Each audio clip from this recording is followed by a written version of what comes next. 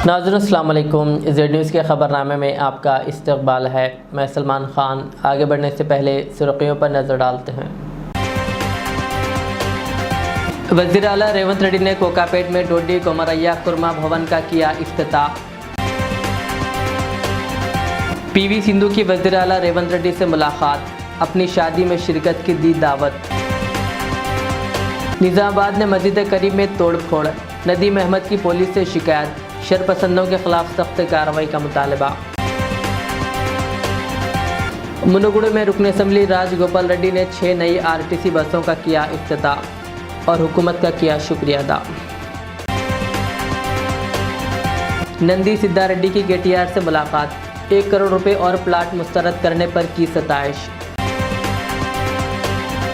अक़लियतों पर जुल्म का सिलसिला जारी, इक़रा चौधरी और ज़ियाउर रहमान ने लोकसभा में उठाई आवाज़। कविता ने 22 फीट बुलंद तहरीक तेलंगाना दिल्ली के मुजस्समे का रखा संगे बुनियाद और कांग्रेस पर की तनकीद। कांग्रेस की जनरल सेक्रेटरी व रुकन पार्लियामेंट प्रियंका गांधी ने वज़ीर आज़म के खिताब पर शदीद तनकीद करते हुए कहा कि वज़ीर आज़म से कुछ नया और अच्छा सुनने की उम्मीद थी, लेकिन उन्होंने कौम को मायूस किया है। उन्होंने मज़ीद कहा कि अगर वाकई बदउनवानी पर सिफर रवादारी है तो अडानी के मामले पर खुलकर बहस की जाए ताकि अवाम को हक़ाइक़ मालूम हो सके। प्रधानमंत्री जी ने एक नई चीज नहीं बोली और कर दिया पूरी तरह से। मुझे बहुत दशकों बाद ये एहसास हुआ कि मैं वो जो स्कूल में जो मैथ का डबल पीरियड होता था ना, कि मैं उसमें बैठी और उसमें वो नड्डा जी ने ऐसे हाथ मल रहे थे, फिर मोदी जी ने उनकी तरफ देखा तो अचानक वो ऐसे लगने एक्टिंग करने लग गई कि मैं सुन रहा हूँ। अमित शाह जी यूं यूं अपना सर छू रहे थे, पीयूष गोयल जी भी पीछे ऐसे लग रहे थे कि सोने वाले हैं। तो मेरे लिए तो एक नया एहसास था। मैंने सोचा था प्रधानमंत्री जी कुछ नया बोलेंगे, कुछ अच्छा बोलेंगे। उनके खोखले 11 संकल्प, अगर भ्रष्टाचार के प्रति जीरो टॉलरेंस है तो अडानी पे बहस तो करो। वज़ीर आला रेवंत रेड्डी ने कुरमा और यादव बिरादरी की वफादारी और नर्म तबीयत की तारीफ़ करते हुए इनके सियासी और माली हुकूक़ की नुमाइंदगी को यकीनी बनाने का वादा किया। कोकापेट में डोडी कोमरैया कुरमा भवन के इफ्तिताह के मौके पर रेवंत रेड्डी ने कहा कि कोमरैया एक अजीम लीडर थे जिन्होंने निज़ाम के दौर में किसानों की मसला जदोजहद की क़ियादत की और इनके नाम को हमेशा ज़िंदा रखने के इक़दाम किए जाएंगे। उन्होंने पसमानदा तबक़ात की तालीम पर जोर देते हुए कहा कि हुकूमत इनके लिए मियारी सहूलतें फ़राहम कर रही है। साबिक़ हुकूमत पर तनक़ीद करते हुए रेवंत रेड्डी ने कहा कि सरकारी हॉस्टल्स के अखराजात बढ़ाने में वो हुकूमत नाकाम रही, जबकि मौजूदा हुकूमत ने इन सहूलतों में इजाफ़ा किया है ताकि पसमानदा तलबा को बेहतर मौक़े मिल सके। నేను చాలా సందర్భాలలో కుర్మ సోదరుల గురించి ప్రస్తావించినప్పుడు గాని గ్రామాలలో ఎవరైనా తమ భూమిని అమ్ముకోవాలి అంటే కొనడానికి ఎవరైనా కుర్మోళ్ళు వస్తే వాళ్ళకి ఇయ్యండ్రి, నగదు నడుము కట్టుకొని వచ్చి పొయ్యింట్లో మనకు నగదు ఇచ్చిపోతారు, నమ్మకంగా ఇచ్చిపోతారు. వాళ్ళు ఇచ్చిన నగదు లెక్క పెట్టాల్సిన పని కూడా లేదు. సరిగ్గా ఒక్కటికి 2 సార్లు వాళ్ళే లెక్క పెట్టి ఇంటికి తెచ్చి ఇచ్చిపోతారని నేను ఎప్పుడు చెప్తుంటా. ఎందుకంటే మృదు స్వభావులు, సున్నిత మనస్కులు, ఎవరిని మనం ఎందుకు ఇబ్బంది పెట్టాలి, మన కష్టాన్ని మనం నమ్ముకోవాలి, మన చెమటని నమ్ముకొని అవసరమైతే 1 గంట ఎక్కువ పని చేయాలి తప్ప ఎవరికి కష్టం నష్టం కలిగివద్దని ఒక మంచి స్వభావం కలిగిన సోదరులు కుర్మ సోదరులు. అలాంటి కుర్మ సోదరుల సామాజిక వర్గం నుంచి వచ్చిన దొడ్డి కొమరయ్య ఒక గొప్ప పోరాట యోధుడు. ఆనాడు నిజాంలకు రజాకర్లకు వ్యతిరేకంగా జరిగిన సాయుధ రైతాంగ పోరాటంలో భూమి కోసం, భుక్తి కోసం, విముక్తి కోసం, వెట్టి చాకిరి నుంచి పీడిత తాడిత జనాలకు విముక్తి కలిగించడానికి ఆనాడు ముందు బాగాన నిలబడి సాయుధ రైతాంగ పోరాటాన్ని నడిపింది దొడ్డి కొమరయ్య గారని మనం ఈ సందర్భంగా గుర్తు చేసుకోవాలి. ఆనాడు రజాకర్లను గ్రామాలలోకి రానియకుండా అడ్డుకట్ట వెయ్యాలి, దొరల యొక్క పెత్తనాన్ని ఆధిపత్యాన్ని అణచివేయాలంటే దుడ్డుకర్రల సంఘం పెట్టాలి. దుడ్డుకర్రల సంఘంతో ఆనాడు బడుగులను దళితులను కాపాడిన గొప్ప చరిత్ర, గొప్ప పోరాట యోధుడు దొడ్డి కొమరయ్య.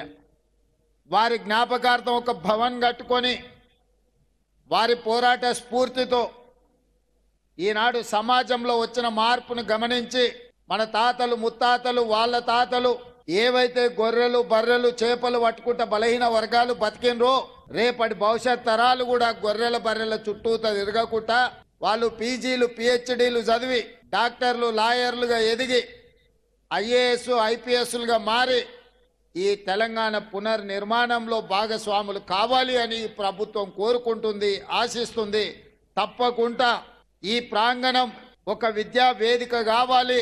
మన భవిష్యత్ తరాలకు ఇక్కడుంచి విజ్ఞానం పంచాలి. డాక్టర్ బాబాసాహెబ్ అంబేద్కర్ చదువే మనకు అన్నిటినీ తెచ్చిపెడుతుంది. చదువు ఒక విజ్ఞానం, తద్వారా ప్రపంచాన్నే మనం శాసించవచ్చు అనేదైతే ఆలోచన ఉందో ఈరోజు మా కుర్మ సోదరులకు చదువుకోవడానికి అవసరమైన అన్ని ఏర్పాట్లను రాష్ట్ర ప్రభుత్వం అందిస్తుంది అని చెప్పి నేను వేదిక మీద నుంచి చెప్పదలుచుకున్నా. मारूफ बैडमिंटन खिलाड़ी पीवी सिंधु ने अपनी शादी में शिरकत के लिए वज़ीर आला रेवंत रेड्डी को दावत दी। पीवी सिंधु ने अपने अहल खाना के साथ जुबली हिल्स में वाक़ वज़ीर आला के रिहाइशगाह पहुंचकर इन्हें अपनी शादी की दावत दी। इस मुलाकात के दौरान पीवी सिंधु और वज़ीर आला के दरमियान खुशगवार बातचीत हुई। रेवंत रेड्डी ने पीवी सिंधु की शादी पर खुशी का इजहार करते हुए पीवी सिंधु को मज़ीद बेहतरीन मुस्तकबिल की दुआ दी। मुनगुड़ के एमएलए राजगोपाल रेड्डी ने आज 6 नई आरटीसी बसों का इफ्तिताह किया और ख़ुद बस चलाकर अवामी खिदमत का मुजाहरा किया।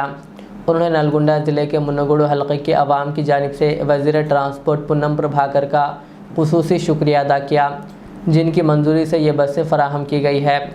एमएलए ने कहा कि यह इक़दाम इलाक़े की अवाम की सहूलत के लिए एक अहम पेशरफ्त है।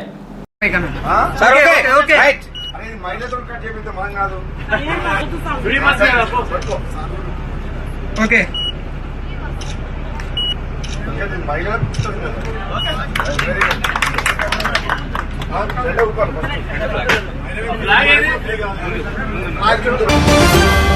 सरदार वल्लभ भाई पटेल की बरसी के मौके पर वज़ीर आला रेवंत रेड्डी ने जुबली हिल्स में वाक़ अपनी रिहाइशगाह पर इनकी तस्वीर पर फूल माला चढ़ाकर ख़राज अक़ीदत पेश किया। इस मौके पर वज़रा पी श्रीनिवास रेड्डी, कुंडा सुरेखा, साबिक़ एमएलसी कुंडा मुरली और मुशीर आला नरेंद्र रेड्डी व दीगर मौजूद थे। तेलंगाना के मशहूर शायर नंदी सिद्धा रेड्डी ने बीआरएस के वर्किंग सदर केटीआर से मुलाकात की और इनके इस फैसले को सराहा, जिसमें उन्होंने हुकूमत की जानिब से दिए गए 1 करोड़ रुपए और प्लाट को मुस्तरद कर दिया। केटीआर ने इस इक़दाम को तेलंगाना की शनाख्त के तहफ़्फ़ुज़ के लिए तारीख़ी करार दिया और कहा कि यह कुर्बानी हमेशा याद रखी जाएगी। उन्होंने आवाम को तेलंगाना के हुकूक़ और सक़ाफ़त के तहफ़्फ़ुज़ के लिए चौकस रहने का मशवरा दिया। केटीआर ने सिद्धा रेड्डी के अहल खाना से भी मुलाकात की। इस मौके पर सिद्धा रेड्डी ने अपनी चंद तसानीफ़ इन्हें पेश की। मुलाकात में तेलंगाना तहरीक की यादें ताज़ा की गई और कहा गया है कि तेलंगाना के सक़ाफ़ती विरसे में फ़नकारों का अहम किरदार रहा। लोकसभा में आइन की 75वीं सालगिरह पर बहस के दौरान हफ्ते को समाजवादी पार्टी के एमपी ज़ियाउर रहमान ने संभल तशद्दुद और दीगर अक़लियतों के मसाइल पर आवाज़ उठाई। ज़ियाउर रहमान ने कहा, हुकूमत हमारे हुकूक़ छीनना चाहती है और हमारे साथ ज़्यादती कर रही है। कहा, अगर आइन को कमज़ोर कर देंगे तो मुल्क कमज़ोर होगा। उन्होंने संभल वाक़े के तशद्दुद का हवाला देते हुए कहा कि इस वाक़े में 5 लोगों की जान गई और कई लोग ज़ख्मी हुए। उन्होंने कहा, मेरे ख़िलाफ़ भी मुक़दमा दर्ज किया गया है, हालांकि मैं वहाँ मौजूद नहीं था। मैं चाहता हूँ कि ज़िम्मेदार अफराद को सज़ा दी जाए। आज यहाँ मज़लूमों की आवाज़ बनकर खड़ा हूँ।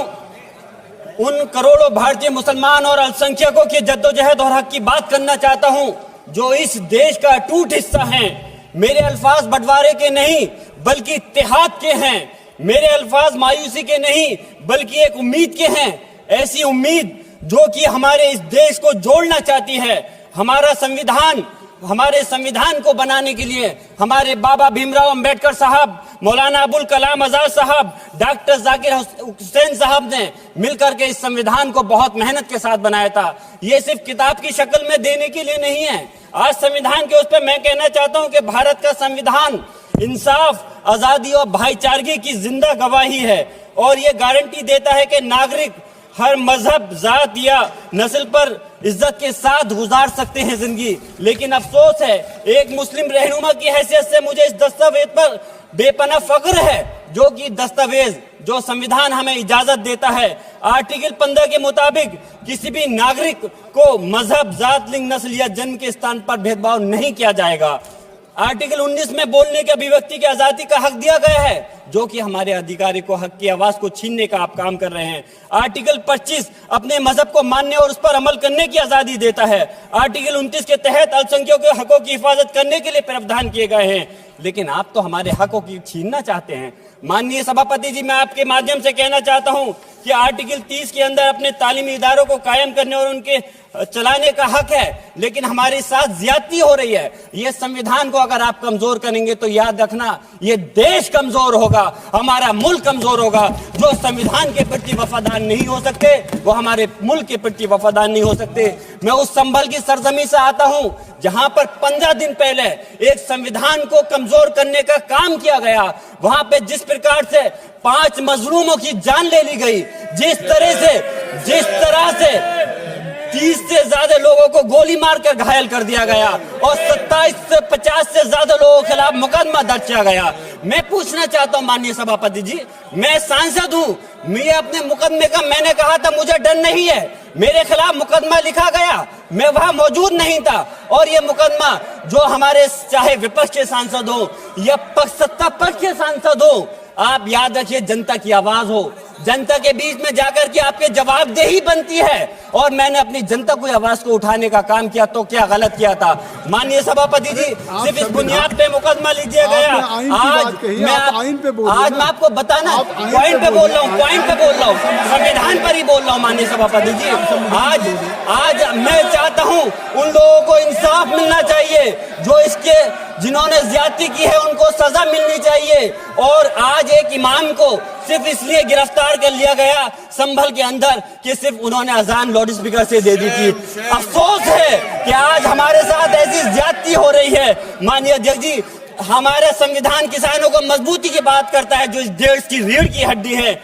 130 किसान जो 10 दिन से ज्यादा समय से जेल में बंद हैं, आप किसानों को हक नहीं दे पा रहे, तो किसको हक देने का काम करोगे? मैं अफसोस करता हूँ आज पूरे प्रदेश और मुल्क के अंदर जिस तरह से हमारे लोगों की हिफाजत नहीं की जा रही। एक मॉब लिंचिंग सिर्फ धर्म के नाम पर, अगर कोई मुस्लिम है, ओबीसी है या पिछड़ा समाज का, एससी समाज का है, तो नाम पूछ करके उसकी हत्या कर दी जाती है। बुलडोजर चलाए जा रहे हैं। हेट स्पीच, अगर कोई हम कुछ बोलते हैं तो हेट स्पीच करके मुकदमा दर्ज कर देते हैं। और जो हमारे धार्मिक आका हमारे सल्लल्लाहु अलैहि वसल्लम की शान में गुस्ताखी करता है, उनके खिलाफ कोई कार्रवाई नहीं। मेरे पास समय कम है, इसलिए तेजी के साथ में मुझे बोलना पड़ रहा है। माननीय सभापति महोदय जी, ये सवाल बंटवारे का नहीं, बल्कि हम वतनों के लिए, जिनका जमीर मर गया है, उनके जमीर को जिंदा करने के लिए है। हम चाहते हैं इस देश की आजादी, हमारी देश की, सभापति जी बस मैं अपनी बात खत्म कर रहा हूं, 1 मिनट। हमारी देश की आजादी के लिए मैं ये कोई बंटवारे की बात नहीं कर रहा, लेकिन हमारे मुस्लिम और हिंदू समाज सब लोगों ने मिलकर के इस देश को आजाद कराने का काम किया था। आज उनके साथ ज्यादती क्यों की जा रही है? हम लोग अपने इस मुल्क के अंदर मजबूरी से नहीं रुके, बल्कि हम जो है अपनी मर्जी से रुके थे। हमारी मुल्क को आजाद कराने में हजारों लाखों मुसलमानों ने शहीद हुए थे। माननीय सभापति जी, कंक्लूड कर रहा हूँ सिर्फ। शुक्रिया माननीय सभापति जी। मैं एक मुस्लिम और अल्पसंख्यक रहनुमा के तौर पर मैं अपनी बिरादरी के लिए खास हक के मुताबिक नहीं करता। मैं सिर्फ ये चाहता हूं कि आईना के बाद संविधान के मुताबिक हर नागरिक के लिए जो वादा किया गया उसे पूरा हो, हुकूमत से कमजोर की हिफाजत को यकीनी बनाए और नफरत फैलाने वालों को सजा दे। और मैं अपनी बात इस शेर के साथ खत्म करना चाहता हूँ, जो कि हबीब जालिब का शेर है। ऐसे जुल्म सुबह बेनूर को मैं नहीं मानता, मैं नहीं जानता, मैं भी खाइफ नहीं तख्ताए दार से, मैं भी मंसूर हूं कैदो अगयार से। क्यों डराते हो जिंदान की दीवार से, जुल्म की बात को, जहल की रात को मैं नहीं मानता, मैं नहीं जानता। राजकुमार संगवान जी।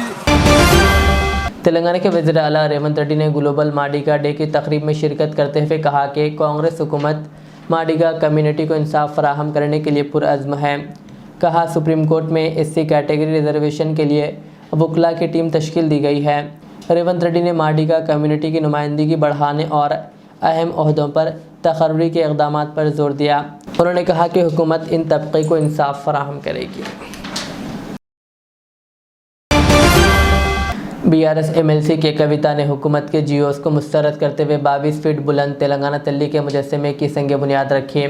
उन्होंने कांग्रेस हुकूमत और रेवंत रेड्डी की तरफ से नस्ब करदा तेलंगाना तल्ली के मुजस्समे को तस्लीम ना करने का ऐलान करते हुए कहा कि वो तहरीक तेलंगाना तल्ली को गाँव-गाँव में नस्ब करेंगे।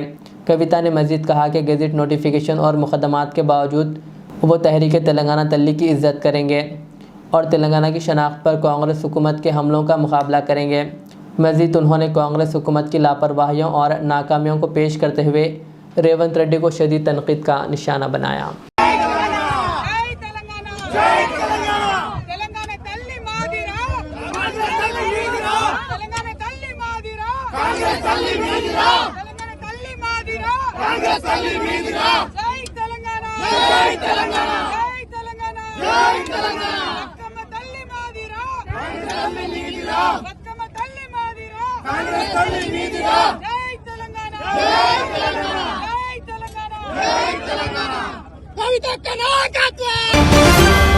समाजवादी पार्टी के रुकने पार्लियामेंट इकरा चौधरी ने उत्तर प्रदेश हुकूमत पर सख्त तनकीद करते हुए कहा कि उत्तर प्रदेश में कानून की सूरत हाल इंतहाई बदतर हो चुकी है।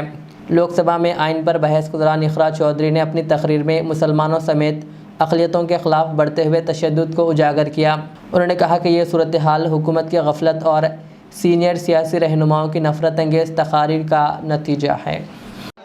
लेकिन आज ऐसा लगता है जैसे संविधान की किताब तो है पर इसे चलाने वालों का ईमान गुम हो गया है। आज हिंदुस्तान में हर वर्ग को किसी न किसी चुनौती का सामना करना पड़ रहा है, मगर अल्पसंख्यक खासतौर पर मुसलमानों पर जो कहर टूटा है वो किसी से छुपा नहीं है। ये लोग सिर्फ अपने मजहबी पहचान की वजह से निशाने पर हैं। संविधान का अनुच्छेद 15 कहता है कि किसी भी नागरिक के साथ धर्म, जाति या किसी और वजह से भेदभाव नहीं होना चाहिए, लेकिन हकीकत इसके उलट है। हालात इस कदर बिगड़ चुके हैं कि hate speech, mob lynching, bulldozer द्वारा घरों को गिराने की घटनाएं आम हो गई हैं, खास तौर पर उत्तर प्रदेश में, जहां ऐसा लगता है जैसे कानून के नाम पर जंगल राज चल रहा हो। संभल में जो हुआ वो सबके सामने है। पुलिस के संरक्षण में निर्दोष लोगों की हत्या की गई और सरकार ने चुप्पी साध ली। अल्पसंख्यकों पर हिंसा बढ़ती जा रही है, मगर सत्ता में बैठे लोग या तो आंखें मूंदे हुए हैं या फिर इन घटनाओं को बढ़ावा दे रहे हैं। हद तो तब हो जाती है जब न्यायपालिका की बात भी अनसुनी कर दी जाती है।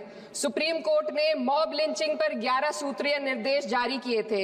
इसमें साफ कहा गया था कि राज्य सरकारें और पुलिस इस तरह की घटनाओं को रोकने और दोषियों पर सख्त कार्रवाई करने के लिए जिम्मेदार है, लेकिन आज भी इन निर्देशों पर अमल नहीं हो रहा है।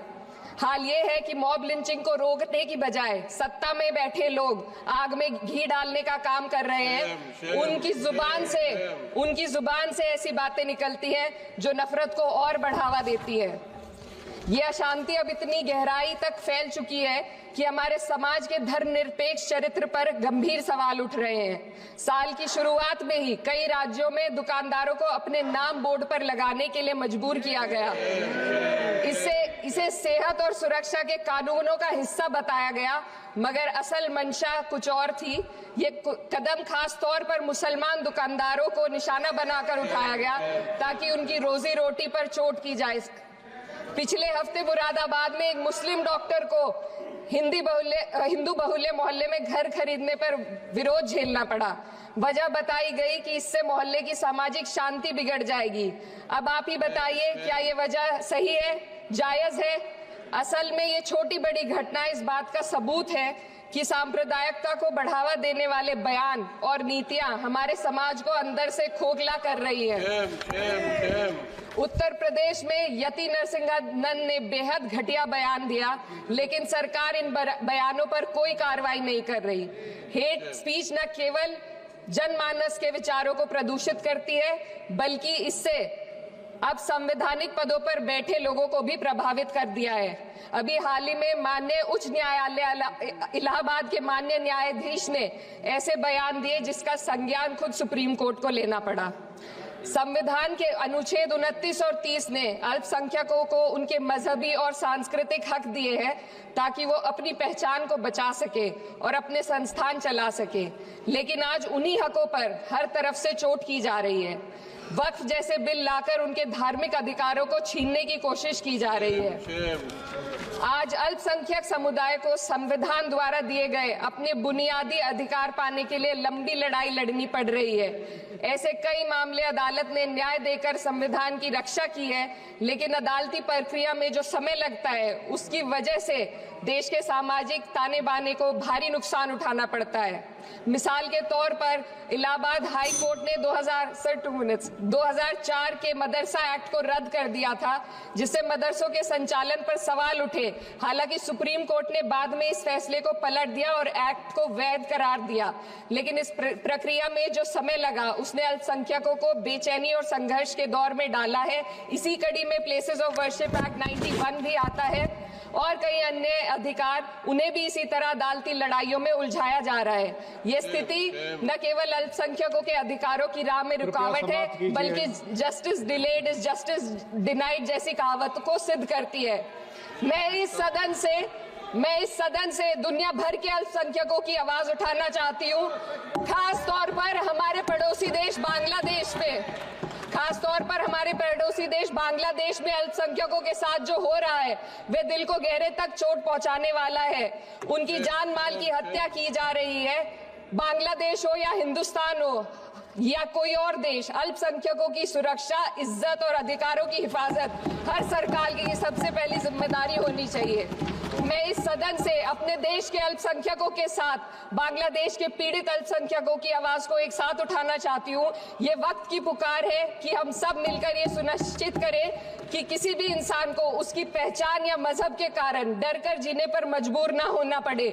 जहाँ हक छीने जाते हैं वहाँ अमन खो जाता है। ये बात हर सरकार को समझनी चाहिए। अगर हम सच में अपने संविधान का सम्मान करना चाहते हैं तो हमें नफरत और भेदभाव को खत्म करना होगा। हमें ये दिखाना होगा कि ये मुल्क हर वर्ग, हर जाति, हर धर्म और हर समुदाय का है, और जब तक ऐसा नहीं होगा तब तक संविधान की आत्मा सिसकती रहेगी।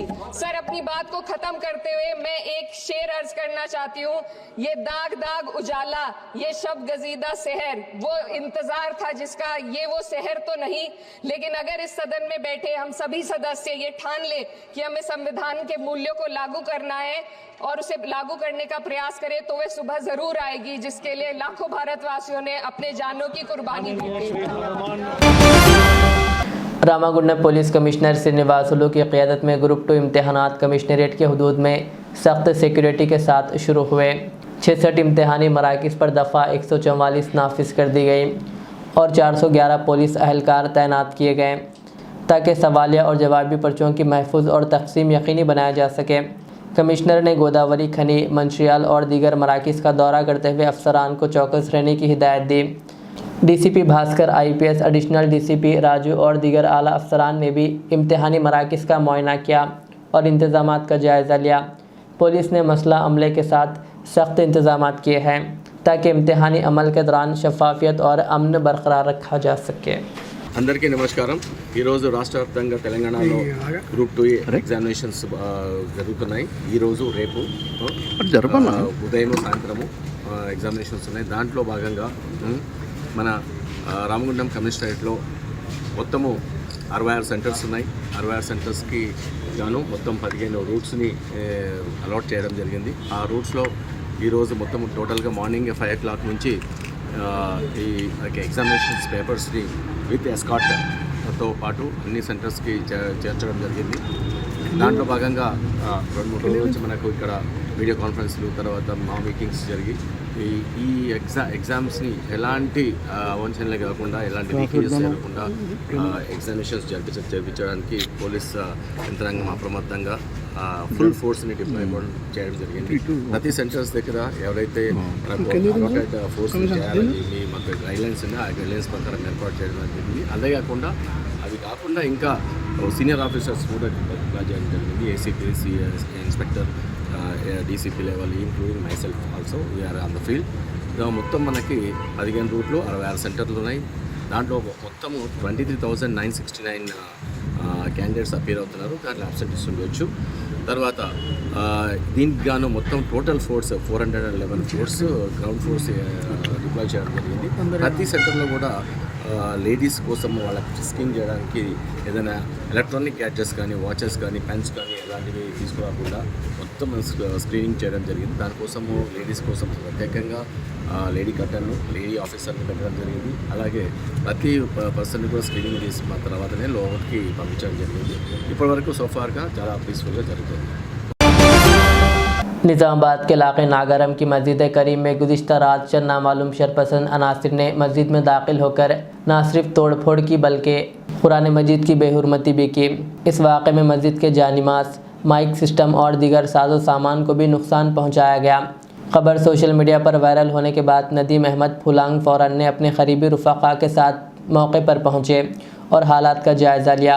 बादशाह नदीम अहमद ने अपने हमरा अब्दुल नाजिम, सैयद अबरार, शेख अरबाज और दीगर नौजवानों के साथ फाई टाउन पुलिस स्टेशन पहुंचकर टाउन इंस्पेक्टर से मुलाकात की और इन्हें एक तहरीरी शिकायत दी और मस्जिद में तोड़फोड़ और कुरान मजीद की बेहुरमती करने वाले अफराद के ख़िलाफ़ सख्त कार्रवाई का मुतालबा किया। यहाँ पर एक दुकान है ना, दुकान पे भी 5 आदमी उतर के दुकान वालों को मारे रमजान की और इश्यू नहीं दिख रही। तो मुझे बोलना चाह रहे ना, हमारे कंप्लेन भी करे, हम लोग बारे कंप्लेन करे, केस हुआ होगा, एफआईआर तो हुआ, मगर उसको रिमांड करे नहीं करे वो नहीं मालूम सेक्शन क्या लगा। वहाँ पर 5 लोगों को खूब मारे। रियासत तेलंगाना में कौमी लोक अदालत के ज़रिए कई एक मुकदमात की एकसुई की गई। शहर हैदराबाद के सिटी सिविल कोर्ट में भी कौमी लोक अदालत के ज़रिए 669 मुकदमात की एकसुई मुकम्मिल कर ली गई। एक ऐसा मुकदमा जो कि मोटरसाइकिल हादसा था। Shri Rama general insurance company की तरफ से एक केस में 1,18,50,000 रुपये मुआवजा दिया गया और इसे भी हल कर लिया गया और कौमी लोक अदालत ने फरीक़ैन को चेक हवाले किया। इस मौके पर सिटी सिविल कोर्ट चीफ जज इज़्ज़त मआब मोहतरमा रेणुका यारा और डिस्ट्रिक्ट लीगल सर्विस के सेक्रेटरी व दीगर मौजूद थे। Telangana state women's development corporation की चेयरपर्सन बी शोभा रानी ने बीआरएस लीडर्स के बयानात पर गुस्से का इजहार करते हुए कहा कि क्या इनकी नज़र में तेलंगाना का काम करने वाली ख़वातीन इतनी बेइज्जत है। उन्होंने मज़ीद कहा कि आप वही शख्सियत है जिन्होंने तेलंगाना तल्ली की शक्ल बदली और बदकम्मा के बारे में लिखी गई नज़्म को शर्मनाक करार दिया। कहा शराब के मामले को भूल जाने के लिए बदकम्मा के उन्वान को बहस का मुद्दा बनाया जा रहा है, जैसे बदकम्मा को महज शायरी के ज़रिए ईजाद किया गया हो। कविता తెలంగాణ జాగృతి మీటింగ్లో మాట్లాడినటువంటి మాటలు చూస్తూ ఉంటే చాలా అసహనంతోని బాధతోని మాట్లాడుతున్నారేమో అనిపిస్తూ ఉన్నది. తెలంగాణ ఉద్యమంలో బతుకమ్మ గురించి మాట్లాడినారు. తెలంగాణ ఉద్యమం కన్నా ముందు నుంచి బతుకమ్మ ఉన్నది. తెలంగాణ రాష్ట్రంలో బతుకమ్మ, బోనాలు కానీ, దసరా కానీ ఇవన్నీ పెద్ద పండుగలు. ఇవి అందరం చేసుకుంటాం. కవిత రాకముందు నుంచి ఉన్నాయి, కవిత లేకపోయినా ఆ పండుగలు కొనసాగుతాయి.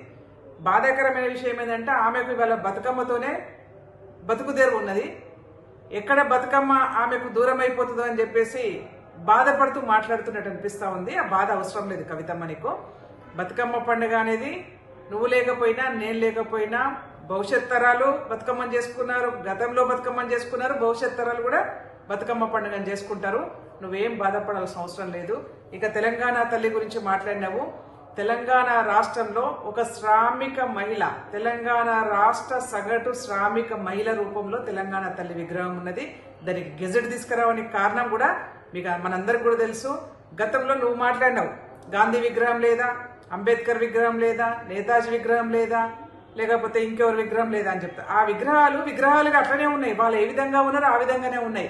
కానీ తెలంగాణ రాష్ట్రంలో మా అందరి దౌర్భాగ్యం ఏంటంటే సగటు ఒక శ్రామిక మహిళా రూపంలో ఉన్నటువంటి తెలంగాణ తల్లి విగ్రహాన్ని మార్చి కవిత రూపంలో పెట్టినటువంటి ఘనత మీ పార్టీకే దక్కింది. అందుకే ఇవాళ ఒక గెజెట్ తీసుకొచ్చి సగటు 3.5 all India ideal teacher association AITA के ज़रिए एहतमाम प्रोग्राम रोशनी टोली चौकी में मुनक़िद हुआ, जिसका मकसद अक़लियती तालीमी इदारों को मजबूत बनाना और असातिज़ा के किरदार को उजागर करना था।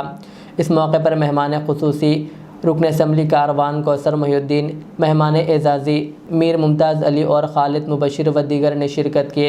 इस मौके पर तालीमी तरक्की और असातिज़ा के किरदार पर माहिरीन ने खिताब किया।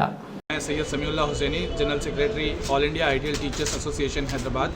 आज आइटा हैदराबाद की जानिब से मुल्क के बदलते हुए तालीमी पस मंज़र में असातिज़ा का क्या रोल होना चाहिए, एजुकेशनल इंस्टीट्यूशंस का क्या रोल होना चाहिए और किस तरह से हम बेहतर तालीमी माहौल अपने स्कूल्स में, अपने कॉलेजेस में और अपने इंस्टीट्यूशंस में फराहम कर सकते हैं, एक प्रोग्राम आज टीचर्स और स्कूल लीडर्स के लिए यहाँ पर मुनक़िद किया गया है प्राइम मेरिडियन बैंक्वेट हॉल टोली चौकी में। इस मौके पर मुल्क के तूल अर्ज़ से माहिरीन ने तालीम और स्पीकर्स तशरीफ़ लाए हैं और उनके अहम तरीन खिताबात आज यहाँ पर हो रहे हैं। All India ideal teachers association Telangana इस प्रोग्राम की सरपरस्ती कर रहा है और हैदराबाद चैप्टर ने इस प्रोग्राम का इनेकाद अमल में लाया है। इस मौके पर 200 से ज़ायद स्कूल्स के ज़िम्मेदारान और लगभग 300 टीचर्स आज के इस प्रोग्राम को अटेंड कर रहे हैं और इस बात की कभी उम्मीद की जाती है कि न्यू एजुकेशन पॉलिसी और फिर बदलते हुए तालीमी पस मंज़र में स्कूल्स का क्या किरदार होना चाहिए, इस तरह के कई एक उन्वानात पर आज यहाँ पर डिस्कशंस होंगे और तालीम के मैदान में बेहतर और नुमाया खिदमात अंजाम देने वाले असातिज़ा इकराम जिनका ताल्लुक स्कूल से है और हायर एजुकेशन के सेक्टर से हैं, उन तमाम असातिज़ा इकराम को भी आज के इस मौके पर नवाजा जाएगा। मैं ये बताता चलूँ कि आज का ये program success group of institutions Hyderabad के इश्तिराक से all India ideal teachers association Hyderabad ने मुनक़िद किया है। जज़ाकल्लाह, थैंक यू, अस्सलाम वालेकुम। अस्सलाम वालेकुम। All India ideal teacher association और सक्सेस ग्रुप ऑफ स्कूल्स की जानिब से ये स्कूल लीडर्स के लिए और टीचर्स के लिए प्रोग्राम मुनक़िद किया गया है। All India ideal teacher association के मक़ासिद में यही है कि स्कूल के इंस्टीट्यूशन को, स्कूल के एनवायरनमेंट को, बच्चों के स्कूल चाइल्ड फ्रेंडली माहौल फराहम किया जाए और चाइल्ड फ्रेंडली माहौल फराहम करने के लिए क्या क्या चीज़ें दरकार हैं उन सब चीज़ों का राइटिंग करने के लिए इस प्रोग्राम को मुनक़िद किया गया है। और इसके साथ साथ हमारी न्यू एजुकेशन पॉलिसी में हमारे मुल्क के, हमारे मरकज़ी तालीम का भी यही ख्वाहिश है कि हमारा मुल्क विश्व गुरु बने और इस विश्व गुरु बनने के लिए जो जो स्किल्स चाहिए 21st सेंचुरी स्किल्स को, उसको भी जो है किस तरह से इनकलकेट करना चाहिए, उसके लिए दरकार लर्निंग रिसोर्सेज क्या हैं और किस तरह से टीचर्स की ट्रेनिंग करनी चाहिए, इन तमाम चीज़ों को हाईलाइट करने के लिए, इनको आगाह करने के लिए टीचर्स को और स्कूल लीडर्स को यहाँ पर जमा किया गया है, जिसके लिए मुख्तलिफ हैदराबाद के कोने कोने से जो एजुकेशन इंस्टीट्यूशंस के ज़िम्मेदार यहाँ पर तशरीफ़ हैं और माहिरीन तालीम भी यहाँ मौजूद हैं और इससे हमारे उम्मीद की जाती है कि हमारे मुल्क की तरक्की और तालीमी सूरत हाल और बदलते हुए चैलेंजेस के हिसाब से मुल्क और दुनिया के हमको जो सो हमारा रोल अदा करना चाहिए। ये इस पैगाम को all India ideal teacher association पूरे हमारे असातिज़ा और स्कूल इंतज़ामिया तक पहुंचाना इस मुहिम का, इस इवेंट का असल मकसद है। जज़ाकल्लाह। मेंबर महराब फाउंडेशन इंडिया के ज़रिए एहतमाम इजलास आम बरोज़ इतवार रोज़ गार्डन फंक्शन हैदराबाद में मुनक़िद किया गया, जिसकी सदारत मौलाना गयास अहमद रशादी ने की। इजलास में मुसलमानों में दीनी तालीमी व इस्लाही बेदारी की गई। इस इजलास में मर्द व ख़वातीन की कसीर तादाद ने शिरकत की। बादशाह इस सिलसिले में मेंबर महराब फाउंडेशन इंडिया के सदर मौलाना गयास अहमद रशादी ने मीडिया को तफसीलात बताई। अस्सलामु अलैकुम व रहमतुल्लाहि व बरकातुहू। मैं हूँ गयास अहमद रशादी, सदर मेंबर महराब फाउंडेशन इंडिया। इस वक्त हम यहाँ जो जमा हैं, आप मंजर देख रहे हैं, जो अल्हम्दुलिल्लाह हज़ारों की तादाद में ख़वातीन यहाँ मौजूद हैं, मर्द अहबाब भी हैं। आज का जो इजलास है, इसका मकसद जो था उसके कई पहलू हैं। एक तो ये कि अल्हम्दुलिल्लाह 2381 दिन से जो तफसीर कुरान व्हाट्सएप के ज़रिए से आ रही थी, आज उसकी तकमील थी और दूसरे दौर का आगाज़ था और इंशाअल्लाह वो दूसरा सिलसिला भी चलता रहेगा। इसी तरह दरस हदीस का भी आज आगाज़ हुआ है। दरस हदीस भी इंशाअल्लाह आज शाम से शुरू हो जाएगी। तमाम देर से 2000 व्हाट्सएप पर इंशाअल्लाह ये चलेगी। और अल्हम्दुलिल्लाह आज का जो इजलास है, इस इजलास में मराकिज़ रिज़वान की जो ख़वातीन थी उनको तालीमी रिपोर्ट दी गई और उनके लिए जो हदाया और गिफ्ट थे वो भी दिए गए। वाज़ेह हो कि मेंबर महराब फाउंडेशन से मुल्क भर में एक तहरीक शुरू हुई है कि बेदीन लोगों को या दीन से दूर लोगों को दीन के करीब किया जाए। इसी सिलसिले में मुख्तलिफ तबक़ात की मेहनत हो रही है। पहली मराकिज़ रिज़वान की मेहनत हो रही है। हिंदुस्तान में अल्हम्दुलिल्लाह 300 मराकिज़ रिज़वान कायम है, हज़ारों ख़वातीन और तालिबात उसमें पढ़ रही हैं। बिल्कुल इसी तरह जो स्कूली बच्चे हैं उन स्कूली बच्चों के लिए अल्हम्दुलिल्लाह बेस्ट कैरेक्टर प्रोग्राम शुरू किया गया है।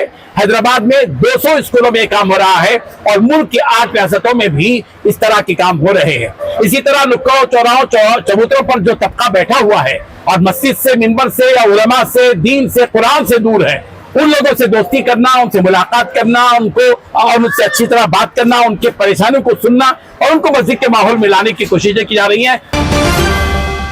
जमात इस्लामी अहमदपुरा के शोबा खिदमत खल्क और doctors association for relief and education के इश्तराक से महबूब फंक्शन हॉल निज़ामाबाद में मुफ्त मेडिकल कैंप का इनेकाद किया गया। ये कैंप इतवार को सुबह 10 बजे से दोपहर 3 बजे तक मुनक़िद हुआ, जिसकी निगरानी मोहम्मद ज़ईम और वसीम इकबाल ने की। कैंप में 500 से ज़्यादा अफराद ने इस्तिफ़ादा हासिल किया, जहाँ माहिर डॉक्टरों ने अपनी खिदमात पेश की, जिनमें डॉक्टर अब्दुल रशीद, डॉक्टर शाहिद अहमद व दीगर शामिल थे। इस मौके पर मौलाना खिज़र अहमद क़ासमी, ज़कीउद्दीन, अब्दुल करीम और दीगर ने कैंप का दौरा करते हुए इस खिदमत को सराहा। बिस्मिल्लाहिर्रहमानिर्रहीम। अब्दुल मलिक शारिक, अमीर मुकामी जमात इस्लामी हिंद अहमदपुरा निज़ामाबाद।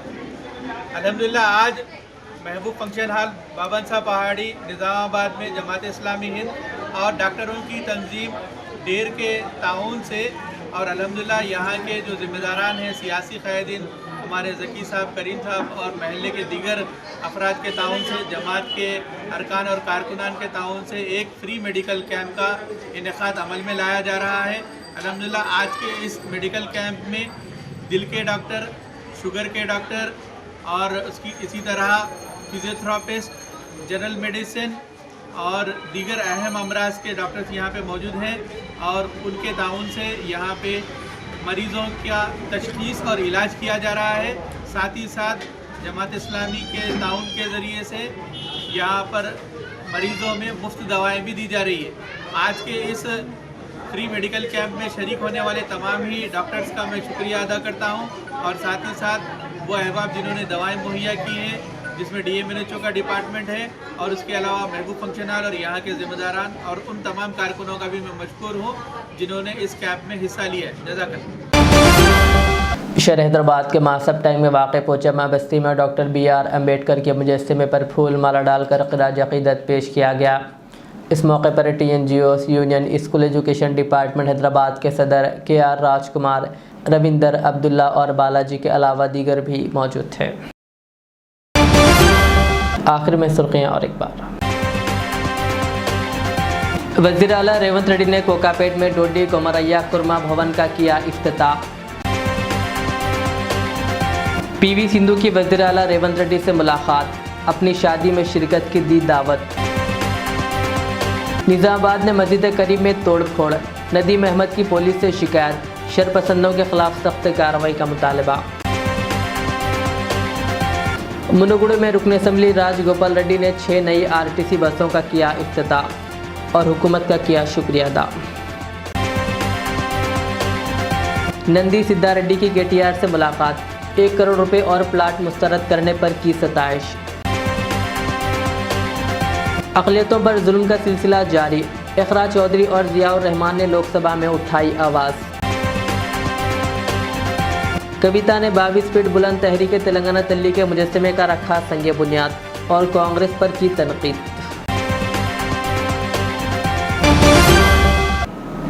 ये थी आज की दिन भर की हमारी खबरें। मुझे इजाज़त दीजिए।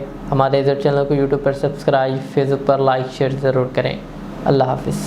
रियाज इस्लामिक स्कूल, तालीमी मैदान में एक नया इनकलाब। इस्लामिक और मॉडर्न एजुकेशन की अजीम दरसगाह, 23 साल तजुर्बे के बाद तलबा और तालिबात के लिए रियाज इस्लामिक स्कूल पेश करता है हिफ्ज़ कुरान, नाज़िरा कुरान क़ायदे के अलावा नर्सरी ता 10वीं जमात तक के तालीम का बेहतरीन नज़्म।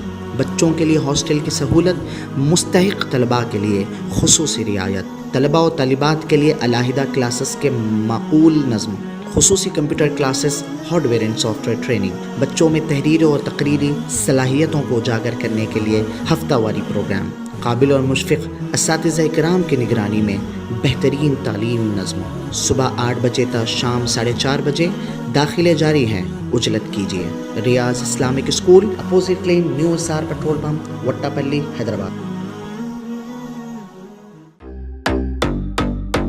Modern trends readymade menswear collection पेश करते हैं आपके लिए आला अक़साम व मियारी मलबूसात। हमारे यहाँ formal party wear jeans T shirt और ट्रैक पैंट्स के वसी वैरायटीज दस्तियाब है। इसके अलावा मर्दाना घड़ियाँ, सन ग्लासेस और मियारी जूतों का शानदार कलेक्शन भी।